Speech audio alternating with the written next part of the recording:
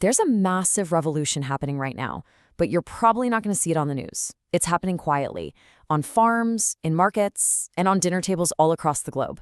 We're talking about the livestock revolution, and believe me, it is completely reshaping how we all produce and eat our food.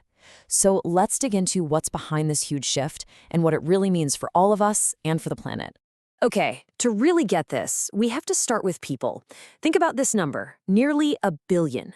That's how many people, mostly in some of the world's poorest rural spots, rely directly on livestock. I'm talking about for their food, for their income, for their actual survival. For them, an animal isn't just a meal, it's a lifeline. And that brings us right to the heart of the issue, the central tension of this whole story.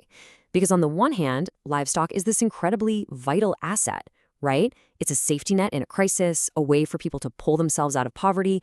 But on the other hand, well, it's also becoming a huge liability for the health of our planet. So let's break that down a bit. We're going to look at these two completely different faces of the livestock world. How can something be a solution for poverty and, at the exact same time, a major threat to our environment? It's a real paradox. And the contrast is, well, it's pretty stark. On the plus side, livestock makes up 40% of the economic value in agriculture, not to mention all the essential protein and nutrients it provides. For a poor family, it can literally be their savings account, their piggy bank. But, and this is a really big but, there's the other side of that coin.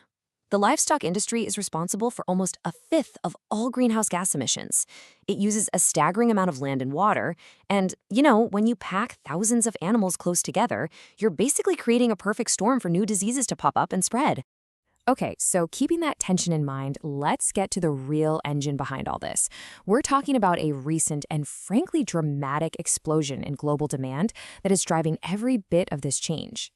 And wow, this chart right here, it just perfectly shows the sheer scale of this revolution. I mean, just look at it. For decades, the amount of staple foods people were eating, things like cereals, root vegetables, in developing countries was pretty much flat. But then look at the lines for meat, milk, and eggs. Since the 1980s, they've just shot straight up. It's an incredible rate of change. So let's put some numbers to that. In just a few decades, meat consumption per person in developing countries has more than tripled. And eggs? The growth there is even more stunning. It's up by a factor of 5. 5 times. Milk hasn't been left out either. Consumption per person? It's nearly doubled in that same time frame. So yeah, this isn't some slow, gradual shift. This is a seismic change in the way the world eats. So that brings up the big question, right? What on earth is causing this? If we want to understand the revolution, we've got to look at the powerful global forces behind this incredible boom. So why this sudden, massive appetite for meat and dairy? Well, it really boils down to 2 huge global trends. First and foremost, it's money. Plain and simple. This chart makes it crystal clear. As a country's average income, its GDP per capita, goes up, so does the amount of meat people eat. You can see all the dots just following that upward curve. When people have more money, they can afford to buy more meat, milk, and eggs. It's a really direct relationship. The second major driver is the huge move of people from the countryside into cities. See, people who live in cities tend to eat differently. They have better access to big markets with all sorts of food, including a lot more animal products. And as you can see here, that shift to city living, urbanization, is happening way faster in the developing world. And that's just pouring fuel on the fire of this dietary change. Okay, so with all this new demand, you've got a massive challenge on the other side of the equation. How in the world do you supply all that food? Well, it forced a complete, fundamental change in how we raise livestock across the globe. And boy, did producers respond. You can see it in these charts. They pretty much mirror the consumption graphs we just looked at. The production of meat, eggs, and milk in developing countries just took off, especially in places like East and Southeast Asia. Just look at that steep yellow line for meat and the red one for eggs. It's incredible. So, to make this massive scale-up possible, a whole new model of farming took over: industrial production. Now, this is not your traditional family farm with a few cows in the pasture. Think huge, large-scale operations, all concentrated in one place.